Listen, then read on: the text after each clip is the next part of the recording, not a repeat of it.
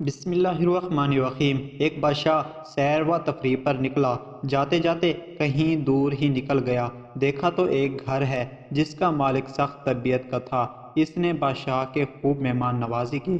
بادشاہ کی نظر جب پھانسی پر لٹکے کتے پر پڑی تو گھر کے مالک سے اس کا سبب پوچھا، مگر مالک نے سبب بتانے سے انکار کر دیا، حالانکہ بادشاہ نے اس کو اپنا تعارف بھی کرایا۔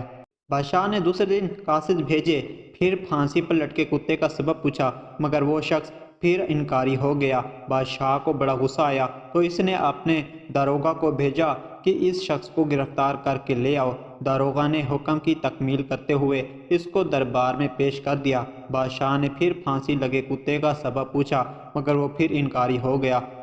اب بادشاہ اس کو لالچ دے سبب پوچھنے کی کوشش کی تو اس شخص نے اس شرط پر کہا کہ کچھ عرصہ بادشاہی اس کو دی جائے تو پھر سبب بتائے گا، مگر بادشاہ نے اس ڈر سے کہا کہ مستقبل قبضہ ہی نہ کر لے، انکار کر دیا۔ مگر پھر بھی بادشاہ کو سکون نہیں آیا، حتیٰ کہ پھانسی پر لٹکے کتے نے بادشاہ کی نیند تک حرام کر دی۔ آخرکار بادشاہ نے تنگ آ کر اس شخص کو بلایا اور بادشاہی اس کے حوالے کر دی۔ جب وہ شخص بادشاہی کے تخت پر بیٹھا تو سب سے پہلے کام یہ کیا کہ تمام وزراء کو جیل میں ڈال دیا اور تمام بڑے بیرور گریڈز اور سیاست دان اور جج اور اسٹیبلشمنٹ کو جیل میں بند کر دیا اور ساتھ والے تمام ملکوں سے لین دین بند کر دیا۔ اور اس کا نتیجہ یہ نکلا، جب بھی اس کی مدت پوری اور پرانے بادشاہ کو دوبارہ بادشاہی سونپی تو ملک میں امن امان تھا اور خزانہ بھی بھرا ہوا تھا۔